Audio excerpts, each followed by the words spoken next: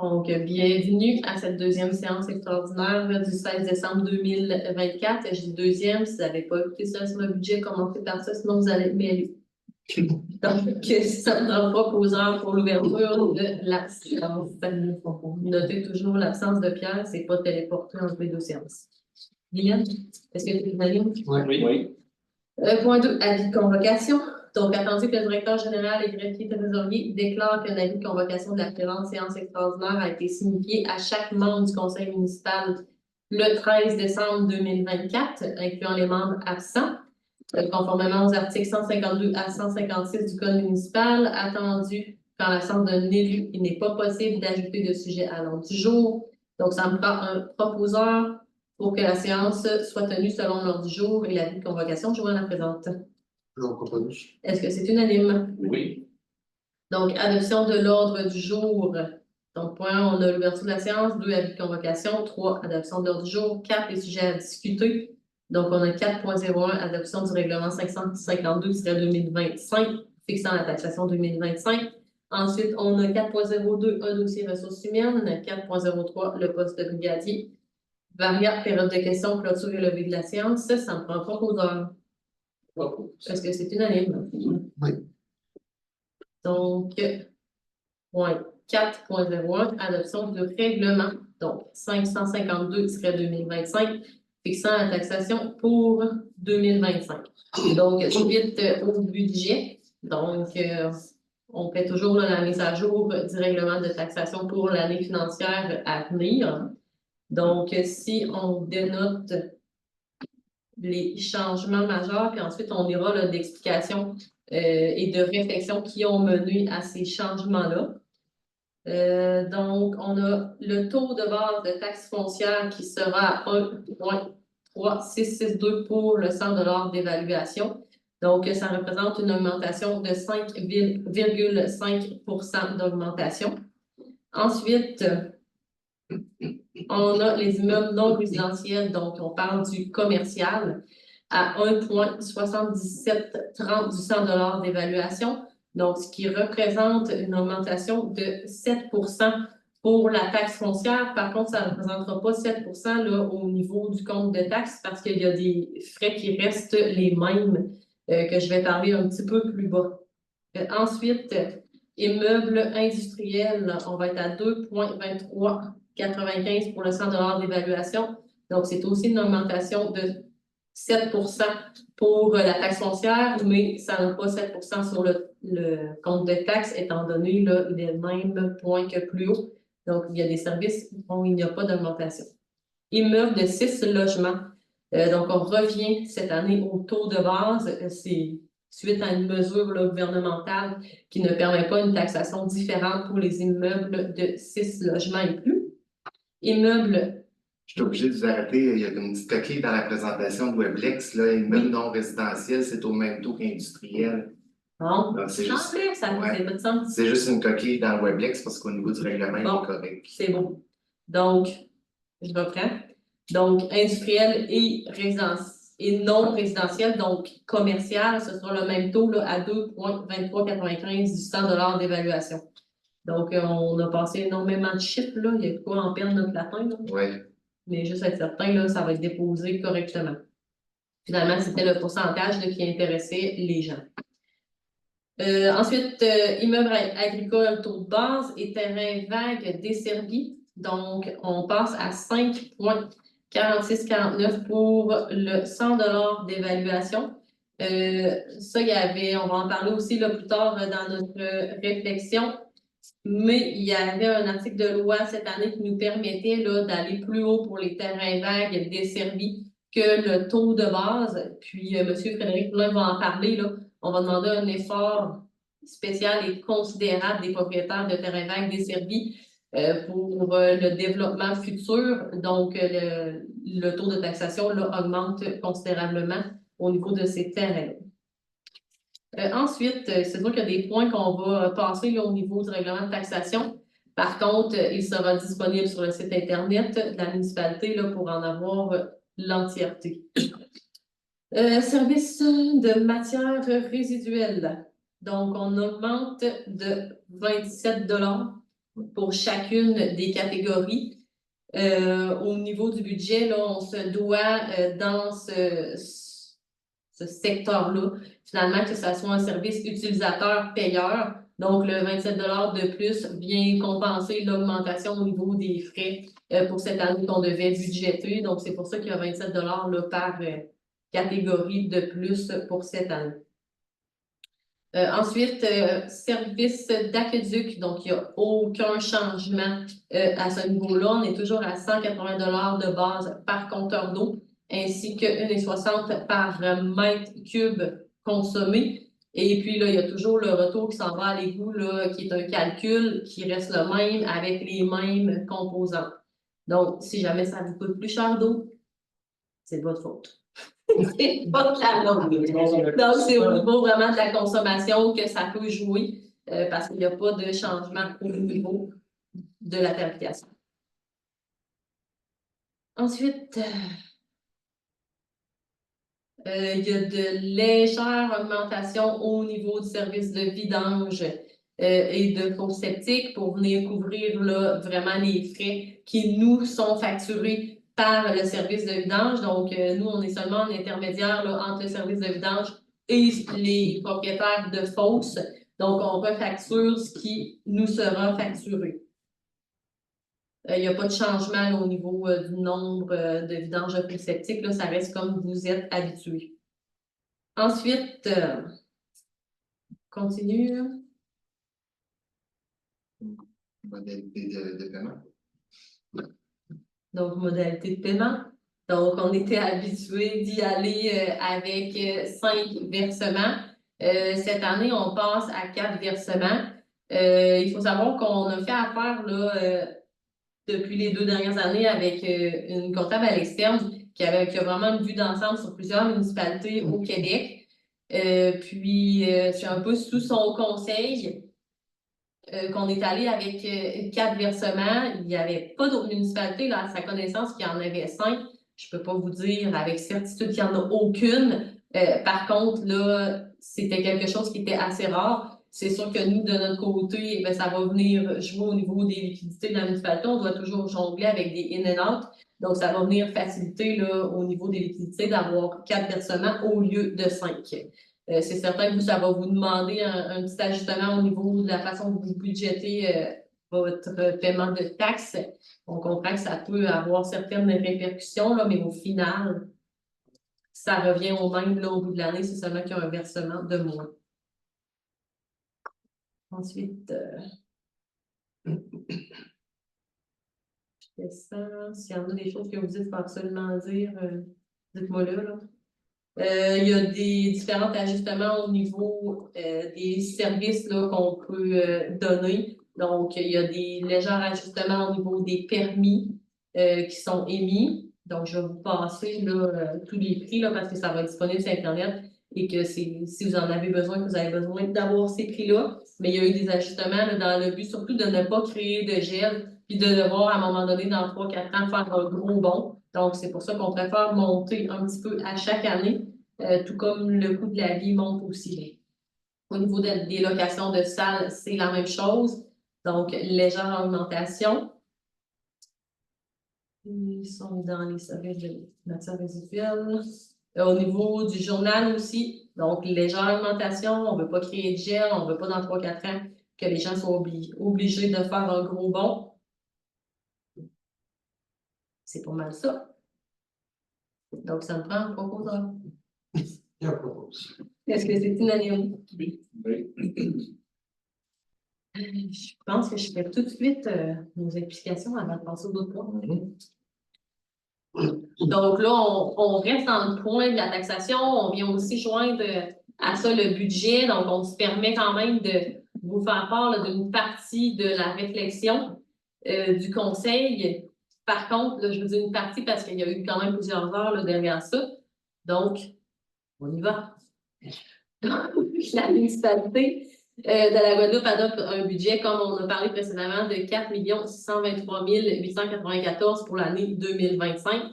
Donc, c'est une augmentation du budget de 2,6 Là, vous dites peut-être, ben là, pourquoi les taxes finalement augmentent plus que ça? c'est parce qu'on a dû aller travailler avec une plus grande fourchette du revenu qui est issu de la taxation générale. Donc, cette année, on a travaillé avec 55% qui provient de la taxation générale au lieu de 51% l'année dernière. Donc, on a dû faire des choix difficiles, on a dû couper des projets possibles pour tenter d'équilibrer le budget cette année parce qu'il y a des dépenses fixes. Donc, on parle de masse salariale, d'assurance, d'électricité, d'immatriculation, de télécommunications. Donc, toutes des dépenses aussi qui viennent impacter votre quotidien, vous le savez, qui ne cessent finalement d'augmenter. Donc, on doit jongler avec ça. Donc, on a rationalisé au maximum les dépenses. Puis, comme j'ai dit, là, au niveau de l'explication de la taxation, donc pour le résidentiel, on a une hausse de 5,5% du taux de base et de 7% pour les secteurs commerciaux et industriels. Si on donne un exemple pour une valeur moyenne, donc une valeur moyenne d'une résidence à la Guadeloupe, c'est considéré une valeur de 162 000. Donc, ça représente une augmentation d'environ 142 $ pour l'année.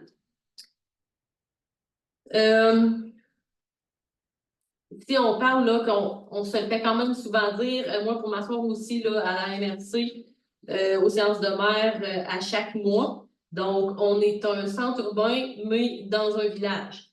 Donc, finalement, on a beaucoup de services. Par contre, on reste une municipalité, donc on reste un village. Puis, notre richesse foncière, c'est certain qu'elle n'est pas aussi élevée qu'une ville. Donc, comme les dépenses de fonctionnement sont réparties sur la richesse foncière, le fait qu'on soit un peu moins nombreux, qu'on n'ait pas une très grosse richesse foncière parce que non plus, on n'a pas énormément de fermes. Donc, ça vient là, nous obliger à avoir un taux de taxation qui peut paraître parfois un peu plus élevé. Par contre, on a aussi des infrastructures qui sont de qualité, qui sont à jour. Puis, il y aura un équilibre là, qui va se créer au niveau des prochaines années parce que nous, à la Guadeloupe, on a toujours choisi d'investir, d'être proactif dans l'entretien de nos infrastructures, dans les mises à jour. Puis, c'est tous les travaux qui ont été faits, donc ils ne seront pas refaits à court terme, alors que, tu sais, d'autres gens autour, on ne veut pas se comparer, mais finalement, il y a toujours un jeu quand même de comparaison. Mais les autres municipalités autour auront des mises à jour, auront des travaux à faire qui auront un impact là, sur la taxation. Donc, des fois, avant de comparer, pour vrai, je vous invite à regarder autour, là, il y a plus tellement de différences là, avec les municipalités qui nous entourent. Ça, j'avais pas mal expliqué tantôt. Là. Oui. Ouais, ça a été dit. Là, je laisserai parler M. Carl. Donc, au niveau de la réorganisation puis de l'optimisation des processus administratifs qui sont en cours et qui seront en cours là aussi pour l'année 2025. Effectivement. Depuis, on va dire, 2024, qui a été une grosse année au niveau des façons de faire au niveau de l'administration. Monsieur Nadeau, ben, j'ai beaucoup là-dedans avec vous, sur la mairesse. Beaucoup de ménages que j'ai fait là-dedans, je tiens à vous féliciter à vos deux, parce que ça a été vraiment un job de bras. C'est ce qui nous amène à des investissements au budget de fonctionnement qui sont nécessaires pour l'exercice financier en cours et cycle 2025, afin de soutenir l'arrivée des nouvelles ressources au sein de l'équipe municipale. Les secteurs commercial et industriel comprendront rapidement qu'il soit requis d'investir dans l'optimisation des procédés administratifs pour gagner en efficacité opérationnelle. Tout gestionnaire ou propriétaire, que ce soit même industriel ou résidentiel, même chez nous, on optimise notre courant pour ménager pour optimiser nos revenus, notre cash, qu'on pourrait dire roughement. La municipalité a dû accepter un offre de 40 000 $, on en a parlé plus tôt tantôt, pour la migration du programme informatique après l'acquisition de PG Solutions de l'entreprise Infotech, qui fournissait la suite comptable de la municipalité depuis quand même de nombreuses années. Là, il faut s'ajuster aux différents changements. Cette investigation va rapporter à long terme et permettra, une fois installée, d'effectuer la gestion du territoire, les demandes et les paiements en ligne pour les permis de construction. Puis même la gestion de la paie pourrait être en ligne, ce qui économiserait du temps et de ressources pour mieux soutenir les futurs projets de la municipalité. Donc, moi, je dirais bravo pour continuer votre travail et la vie au bout du tunnel. Excellent. Tu sais, ça, c'est 40 000 au niveau du service informatique. On trouvait que c'était quand même un exemple qui était parlant, mais tu sais, c'est une dépense qu'on n'avait pas les années précédentes. Donc, il y a quand même un impact au niveau du budget. De ça, quand même au niveau de la taxation. On a une petite surprise. On pourrait parler aussi des services informatiques qui ont augmenté considérablement cette Oui. année, puis de la cybersécurité aussi, où on a pris des mesures de plus de suite à notre. C'est ça. Donc, vous n'êtes pas sans savoir, c'est ça qu'il y a eu. Oui. C'est aussi. Donc, tu sais, les services informatiques, on n'y échappe pas, on est de plus en plus là-dedans. Ça s'est bien fait, ça s'est lacune aussi, là, on en a eu un exemple cette année. Donc, c'est sûr qu'au niveau de la sécurité et tout, là, ça représente un investissement considérable. Puis ce sont des nouvelles dépenses qui n'étaient pas là les années précédentes. Ensuite, je vais céder la parole à M. Frédéric Poulin en lien avec l'urbanisme et le développement. Oui, Vanessa en avait parlé un petit peu tout à l'heure, c'est concernant la taxation pour les terrains vacants desservis avec services. Donc, le programme de revitalisation 2020-2024 de la municipalité prendra fin au 31 décembre de cette année. Pratiquement tous les terrains desservis dans le périmètre urbain sont occupés. Et c'est pour cette raison que la municipalité a décidé de répondre à la proposition du ministère des Affaires municipales du Québec, le MAMACH, c'est-à-dire d'opter pour une hausse de taxation de 4 fois le taux de base pour les terrains desservis dans un périmètre urbain. Ces propriétaires de terrains desservis non occupés ont demandé un effort stratégique pour notre développement. Donc, on leur prie de construire soit rapidement une habitation sur leur terrain vacant desservi ou de vendre à ceux qui veulent venir profiter de notre qualité de vie ici à la Guadeloupe. Donc, c'est vraiment pour maximiser, si on veut, nos infrastructures, nos terrains vacants. Il n'y a pas beaucoup de terrains à vendre à la Guadeloupe, donc c'est pour favoriser le développement ici. Là. Puis ça, tu mets le moment juste en prendre en considération si on veut développer notre territoire urbain, le moment que j'y vends des terrains avant de. Avant de développer une demande qu'on. C'est normal aussi. Oui, c'est ça. Avant pouvoir avoir des autorisations, des CA qu'on appelle pour des développements futurs. Donc, le MAMACH regarde, il reste quoi comme terrain vacant, puis on est potentiellement bloqué là, parce qu'il reste des terrains vacants dans nos secteurs urbains. Donc, c'est pour ça qu'on met une pression cette année là, pour le plus possible inciter les gens qui sont propriétaires de ces terrains-là à les vendre pour pouvoir par la suite là, avoir des possibilités de développement et éventuellement réduire le fardeau là, fiscal qui est sur moins de monde finalement. Les impôts sont déjà là pour ces terrains-là. C'est ça. C'est ça, c'est vraiment mieux maximiser parce qu'il n'y a pas d'investissement qui est requis de la municipalité. Je vais vous parler d'importants projets pour les années à venir. Donc, l'équipe municipale travaille depuis plusieurs années. Donc, sur le projet, j'insiste sur le plusieurs, là, c'est plus que plusieurs. Là. Sur le projet de réfection et des infrastructures sanitaires et d'égouts sur le tronçon de la 8e rue entre la 4e et le parc industriel, donc communément appelé la 269. Donc, vous comprendrez que c'est un projet qui est en partenariat avec le ministère des Transports, donc le MTQ. Donc, ce projet-là requiert pour le moment beaucoup d'investissements en plan et devis. Puis, avant qu'on ait les autorisations des différents paliers gouvernementaux, ces plans et devis-là, le fardeau est remis directement aux citoyens parce que tant que le projet n'est pas approuvé de façon finale, les plans et devis ne peuvent pas être jumelés à un programme de subvention. Quand les ententes sont signées, quand les subventions sont accordées finalement, donc là, à ce moment-là, on peut venir transférer les plans et devis dans les programmes de subvention. Puis finalement, là, l'impact positif sera plus tard. Mais c'est quand même un fardeau qu'on doit porter présentement. Puis en plein de vie, là, ils vont pas de main morte. C'est une chance. On parle de professionnels, donc ce sont quand même là, de gros coûts. Donc, ça c'est nous, je l'ai dit. Dans ce dossier-là, tout s'enligne bien là, au niveau politique. Là, je vais faire ma vraie politicienne, je ne vais pas vous annoncer de date parce qu'on n'a rien signé, on n'a rien d'officiel, mais on est quand même là, positif que ça avance rondement.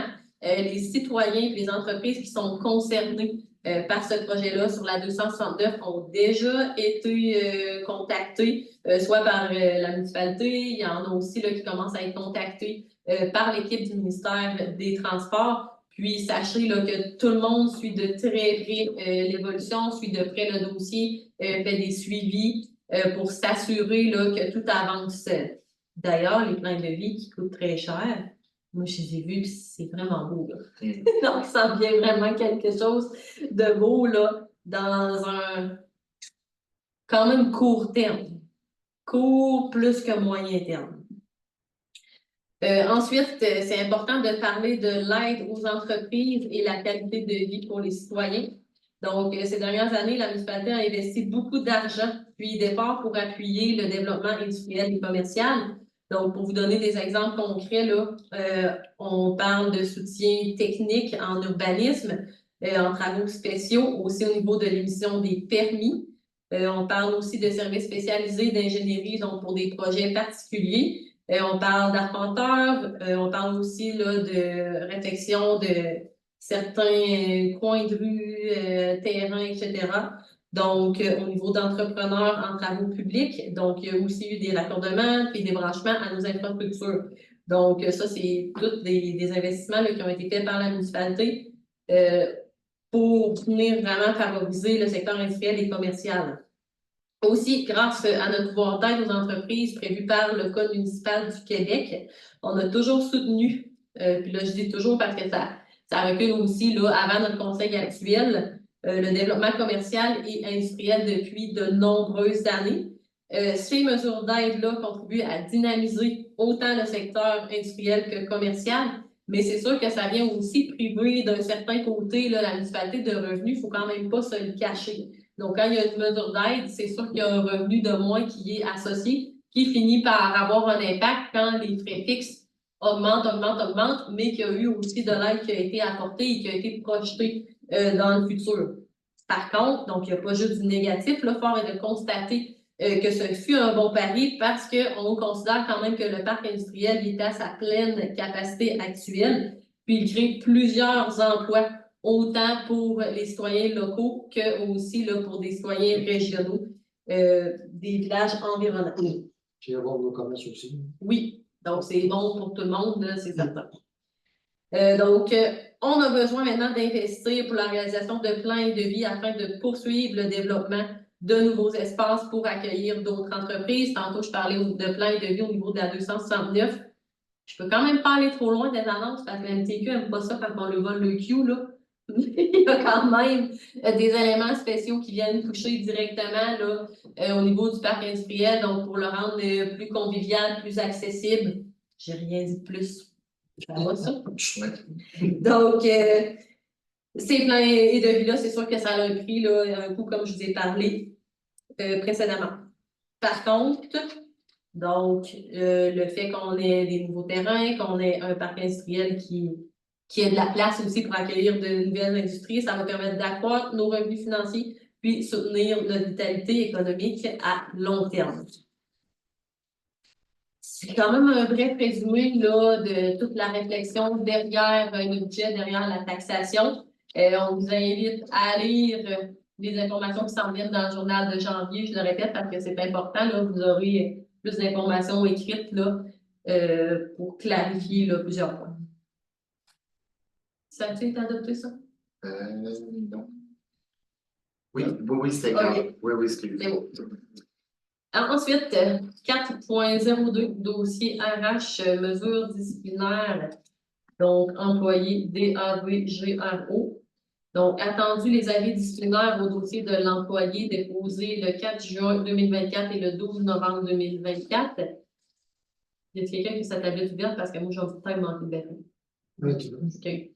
Attendu la rencontre disciplinaire là, du 12 décembre par la direction générale afin d'écouter les faits de l'employé.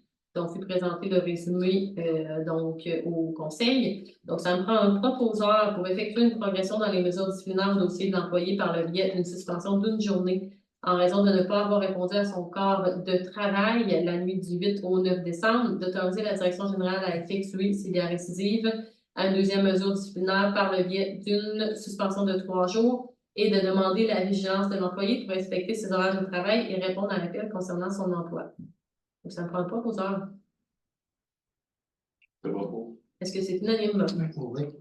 4.03, poste de brigadier. Attendu les compressions budgétaires nécessaires lors du processus de prévision budgétaire 2025.